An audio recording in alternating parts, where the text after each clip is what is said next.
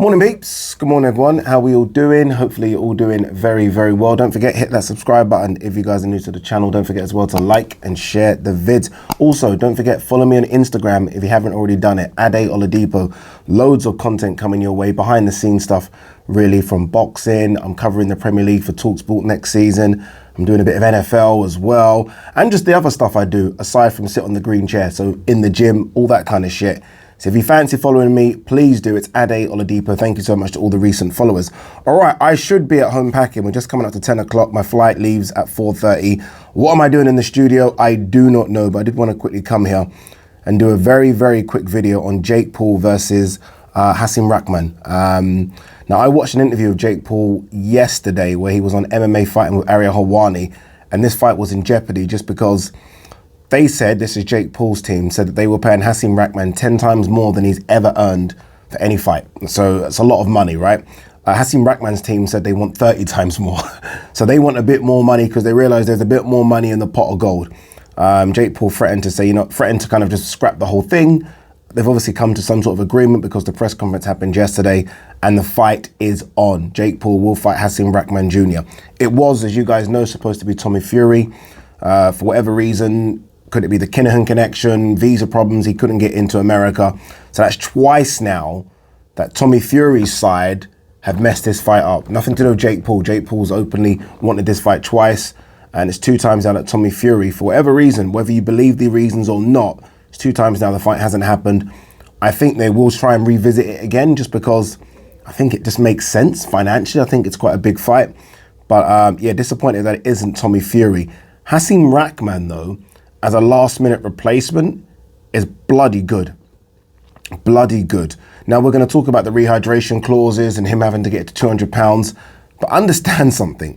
Jake Paul is fighting a heavyweight, and that's what Rashman is. He's not the biggest heavyweight, but he is a heavyweight. He's fighting a heavyweight who's had 1 defeat. And yes, he's fought gimmies, but he's a boxer. And over 100 amateur fights, and people are still trying to find excuses. I can't. I have to give Jake Paul some respect now.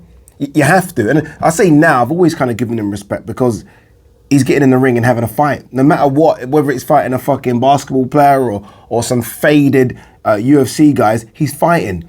And it's funny because people critique the people he's fighting in terms of who they are. Who is he? He's a former Disney kid that done YouTube videos and fought Deji 4 years ago. KSI's little brother, Deji. So in 4 years, he's gone from fighting a YouTuber, like a proper YouTuber, to fighting Rashman Jr. And people are like, yeah, but Rashman shit. Or, oh yeah, but the rehydration. What are we doing? What are we doing? Like, I'm sorry. And even this thing about Rashman having to get down to 200 pounds. I think his last fight, it was at 223. So look, it's difficult. That's going to be difficult. And I think he can only rehydrate 10 pounds up. Now, we haven't seen it that extreme, but let's not act like it doesn't happen. Let's not act like we don't know rehydration clauses are put into contracts when you're the A side. Let's not pretend, apologies, that fighters don't ask other fighters to come down in weights which are uncomfortable for them to make a fight happen. So Jake Paul does it now, and everyone's like, yeah, but there is no buts here, people. He is fighting a legit fighter who should fuck him up. Like, he's fighting a boxer. Now, whether or not you think Rashman's a very good boxer, that's a whole nother video, and you are probably correct if you say he doesn't have great hands. But he is a boxer. He comes from boxing stock. Like, this is what he's seen and learned since he came out of the womb. He's a boxer. And that's what Jake Paul's fighting. And you just have to give him plaudits for doing that. Like, even if you have told me 2 years ago, so not even 4 years, when he fought Deji, 2 years ago when he fought Ben Askren, that in a couple of years' time he's going to fight Rashman Jr. But Rashman has to get down to 200 pounds and he can only rehydrate to 210. I would have said Rashman's going to kill him. He's going to kill him because he's actually now fighting someone that legit has hands. Like, not someone that, grappled a bit in the case of Ben Askren and, used to maybe hit the pads a little bit. Not someone like Tyron Woodley who's a wrestler. No, he's fighting a legit boxer. Like, he's gone from Tommy Fury that way. Like, Rashman is way better than Tommy Fury. Way bigger, way stronger, has been doing it longer. This is This deserves some plaudits. It deserves some plaudits. Like, I'm a big fan of Jake Paul as well. Not just, aside from the boxing stuff, the way in which he's called out Dana White for fighter pay in the UFC, you got to respect these things. He's even had a dig at Eddie Hearn. You got to respect that. Like, he was the co-promoter for the biggest female fight we've ever seen. Again, I have to go back. This is a guy that fought Deji 4 years ago.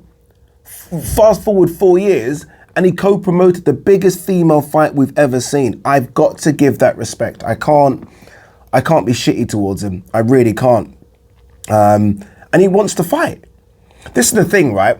All the shit he talks, all the blah, blah, blah, blah, all that, which I know some people like, some people don't like. I get that. It is a bit of Marmite. He still has to get in there and fight. He still has to get in there and prove it. A lot of people are now talking about, oh, the fights are rigged. What? Like, I remember even the Tyron Woodley one. Tyron Woodley had his hands down. Tyron Woodley has his hands down because he's not used to fighting like that. He's not a boxer. It's difficult to, anyway, I'm not going to get into it. But like, I don't think the fights are rigged, put it that way. I think that's silly talk, if I'm honest with you. And I don't think vsrachman is coming in there to take a dive. Whether or not him having to get down to 200 pounds is going to kill him physically, and him only rehydrating to 210 is going to kill him physically is another discussion. But the fact is, Jake Paul is fighting vsrachman Jr., who's 12-1 and had over 100 amateur fights. Over 100 amateur fights. That's who Jake Paul's fighting. And if you can't give that respect, then I don't know. I don't know what to tell you. But I will give it respect because I think it deserves it. And again, it's not just that. You speak to Amanda Serrano about Jake Paul, and she'll tell you that Jake Paul's made her more money than all the other promoters that have had her. Amanda Serrano's been fighting. You know how long Amanda Serrano's been fighting? How long? And Jake Paul comes along, has her for a year and a half, and she said she's made 7 figures twice now with him. 7 figures twice. You know? So let's give him some credit. Whatever he's doing, it's working. And look, don't be silly in saying things like, yeah, but he's not fighting X, Y, and Z. He's not going to fight. What do you expect him to fight? Fucking killers. He's not going to fight fucking, you know, I'm trying to think. He's not going to fight anyone in the top 30 in their weight class. He's not dumb. Why would he do that? He's not going to do that. But he is fighting like, this is why I think this is a big jump. I think this is a big jump. He wants to fight, you know, UFC guys that were considered to have good hands. Nate Diaz was considered to have good hands. Jorge Masvidal, Conor McGregor. He'd fight all of those guys tomorrow. He wants to fight Anderson Silva. And as much as you might laugh and say Anderson Silva, let's not forget, for Julio Cesar Chavez. So it's a decent opposition. I'm okay with what he's doing, and I will give him credit. And look, I hope that vsrachman doesn't kill himself to make weight. When's the fight? August 6th. So he's got 3-4 weeks to make sure he can get down to that weight properly. And I'm sure they're gonna, you know, pay a nutritionist to make sure that he does do that.